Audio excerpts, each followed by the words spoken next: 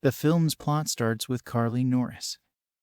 Jack encounters Carly when she returns home from work one night, angry at her and especially the voyeuristic superintendent Zeke, whom Carly has gotten romantically involved with, has a video camera room that is hooked up to many cameras that record everything in the apartment complex, and whom Jack constantly tells her murdered Naomi Singer, the previous tenant in her apartment, for pinning Vita's murder on him. He gets her to call Zeke up to her apartment, and when Zeke arrives, Jack pulls a gun on him and accuses him of murdering Naomi. Zeke denies ever knowing her and then brings up some info to Carly, based on past camera footage, that Jack may have actually been the one who murdered her since he knew her personally. Jack and Zeke soon get into a scuffle, Carly getting involved herself, but in the scuffle the gun goes off, shooting Jack in the stomach and killing him. Carly and Zeke explain the story to the police, who tell them about Jack's dark past with women, and when the cops find out one of the keys Jack carried worked on her apartment door, they conclude that Jack was indeed guilty of murdering both Naomi and Vita. Carly, not wanting to stay in her apartment that night, decides to stay with Zeke.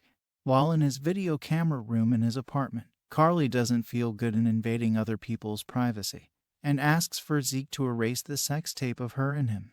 He complies. He then tells her he was going out to get some food for them, but as he goes to the closet outside the room to get his shoes and jacket on, Carly focuses a camera in his apartment on him, and learns that his tape stash is in a secret compartment beneath his shoe rack. When he leaves, she goes through it, and locates a peculiar-looking tape as well as a gun. When she puts the tape in, it shows Zeke having sex with both Naomi and Vita before their deaths, professing his love to them, and that combined with the gun she found leads Carly to believe that Zeke was the killer and not Jack. When Zeke returns after a gut feeling outside the building that she was looking through something she shouldn't, she closes and locks the door to the video room. He accesses an outside panel and opens the doors by crossing some wires. While Carly keeps Zeke at bay with his gun, she notices on the screen someone throwing Naomi over the edge of her apartment balcony, and it turns out to be Jack, meaning he was the real killer after all.